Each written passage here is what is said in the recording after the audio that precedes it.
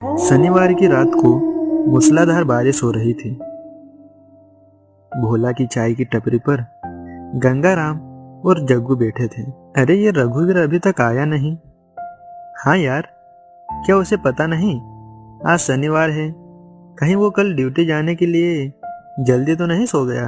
अरे आएगा वो, थोड़ा इंतजार करो। तभी दूर से एक आवाज आई। अरे इंतजार खत्म हुआ। रघुवीर उनकी तरफ चलकर आ रहा था। वह उनके पास आए। ओह, तो आ गए। हमें लगा कि तुम कहीं भूल तो नहीं गए कि आज शनिवार है। रघुवीर बैठते हुए बोला। अरे तुम क्या कर रहे हो? कोई शनिवार को कैसे भूल सकता है? पूरे हफ्ते ड्यूटी कर कर आज का ही तो दिन होता है मजे करने का। ये तुमने सही बोला, ये तो है। फिर भोला ने सभी को चाय दी। सभी ने चाय की एक एक चुस्की मारी। कुछ भी कहो, पर भोला काका की चाय के अलावा मुझे तो अपने घर की चाय भी पसंद नहीं आती। हाँ, ये तो है, मुझे भोला काका की चाय बहुत पसंद है। बस तुम्हारे प्यार के कारण ही तो मेरी दुकान इतनी अच्छी चलती है और मुझे कोई काम भी नहीं आता, तो यही पेशा है मेरा। अरे काका, आपको कोई काम इसलिए नहीं आता क्योंकि अगर आप कोई और काम करते तो हमें चाय कौन पिलाता?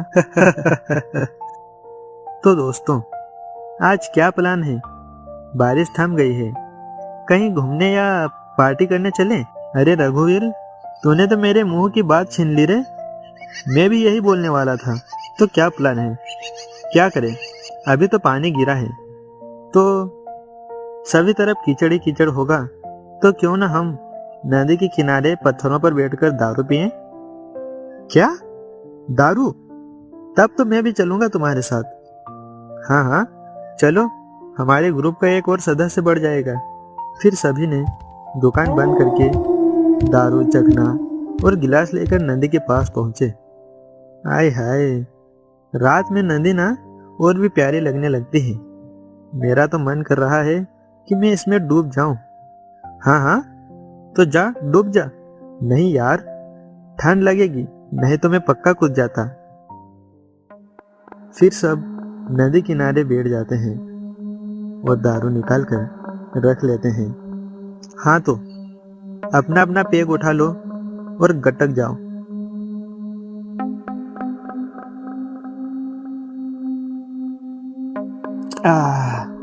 अरे मजा आ गया, बहुत दिनों बाद पी रहा हूं ना। अरे सच में काका, बहुत दिन हो गए दारू पिए हुए। तो ठीक है, आज से हम हर शनिवार को यहीं बैठेंगे और पार्टी करेंगे। हाँ हाँ पक्का, जब तक तंदुरुस्त है तब तक मजे कर लेते हैं, वरना पता नहीं आगे क्या होगा। हाँ यार, जब तक हाथ पैर ठीक है मजे करो, भविष्य किसने देखा है। ऐसे ही सभी बातें कर रहे थे। तभी दूर से एक डगमगाती हुई नाव उनकी तरफ आ रही थी। अंधेरे में कुछ ठीक से दिख नहीं रहा था। अरे क्या वो नाव है? अंधेरे में ठीक से दिखाई नहीं दिया। सभी उस ओर देखते हैं। धीरे धीरे नाव उनके पास आती है। नाव में एक अधेड़ उम्र का आदमी खड़ा है। उसे देखकर भोला काका ने कहा, अरे बेटा, कौन हो तुम और इतनी रात को तुम अकेले नाव चला रहे हो? क्या तुम्हें डर नहीं लगता? काका, मेरा नाम शंकर है और मेरा घर में मन नहीं लगता, इसलिए मैंने इस नदी और इस नाव को ही अपना घर बना लिया। अरे हाँ भाई, हम भी पूरे हफ्ते काम कर कर कर थक जाते हैं, इसलिए आज सब इधर आकर बैठे हैं। क्या तुम मुझे नाव में बैठा कर घुमाओगे? हाँ हाँ, क्यों नहीं। तो कितने पैसे लोगे आप सबका? अरे नहीं, मैं कोई पैसा नहीं लूंगा, मैं भी अकेला हूँ, साथ में घूम लेंगे और मुझे भी थोड़ा अच्छा लगेगा। फिर सब नाव में बैठ जाते हैं। शंकर नाव चलाने लगा। थोड़ी देर चलने के बाद भोला ने कहा, तो शंकर, कौन कौन है तुम्हारे घर में? मेरे घर में, इतना कहकर शंकर रुक गया। सभी एक दूसरे की तरफ देखने लगे। अरे शंकर, क्या हुआ? तुम बोलते बोलते रुक गए। शंकर ने उनकी तरफ से मुंह फेर लिया, जैसे उसने कुछ सुना ही ना हो। सभी चुपचाप शंकर की ओर देखने लगे। बहुत देर घूमने के बाद शंकर ने अपनी चुप्पी तोड़ी। मेरे घर में अब कोई नहीं है। जब मैं, मेरी पत्नी और मेरा बेटा ऐसी एक मूसलाधार बारिश में मेरी नाव में बैठकर इस नदी को पार कर रहे थे। बहाव बहुत ज्यादा होने के कारण नाव का संतुलन बिगड़ गया और मैं और मेरा पूरा परिवार इस नदी में डूब गया। ये कहकर नाव अचानक शंकर ने रोक दी। सभी के होश उड़ गए।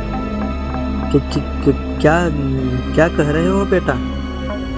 सच कह रहा हूँ काका, मैं उस रात से यही हूँ, मेरी नाव पर। शंकर, तो तुम हमारी तरफ क्यों नहीं देख रहे हो? तुम झूठ बोल रहे हो ना? शंकर धीरे से उनकी तरफ मुंह बनाता है। यह मैं हूँ और यह नाव आज रात आप सबको मेरे घर ले जाएगी। तो भागो, यह इंसान नहीं है, तो कूद जाओ सब। शंकर के चेहरे पर एक भयानक मुस्कान आ गई और कहा, अब तुम इस नाव से कहीं नहीं जा सकते। आप सब मेरे साथी बन गए हो।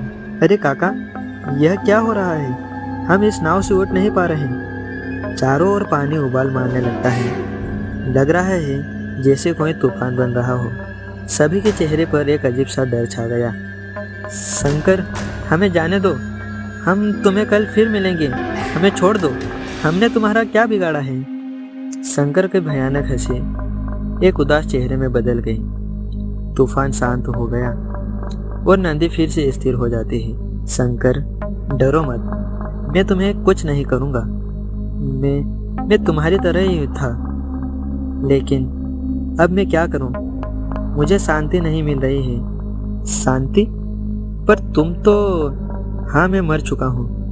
मैं इस नदी में डूब गया था, पर मेरी आत्मा भटक रही है। मुझे मुक्ति नहीं मिल रही। मुक्ति क्यों नहीं मिल रही है शंकर? क्योंकि मेरे पास जो कुछ भी था वह मैंने अपने माता पिता के लिए छिपाया था, ताकि उन्हें बुढ़ापे में मदद मिले। ये सुनकर सभी भावुक हो गए। तो तुम चाहते क्या हो बेटा? तुम्हारे पैसे तुम्हारे माता पिता को मिल जाए। हाँ काका, मेरी आखिरी इच्छा यही है। जब तक वह पूंजी मेरे माँ बाप को नहीं सौंप देता, तब तक मुझे शांति नहीं मिलेगी। मेरी आत्मा यहाँ बंधी रहेगी। हाँ शंकर, अब हम तुम्हारे दोस्त हैं।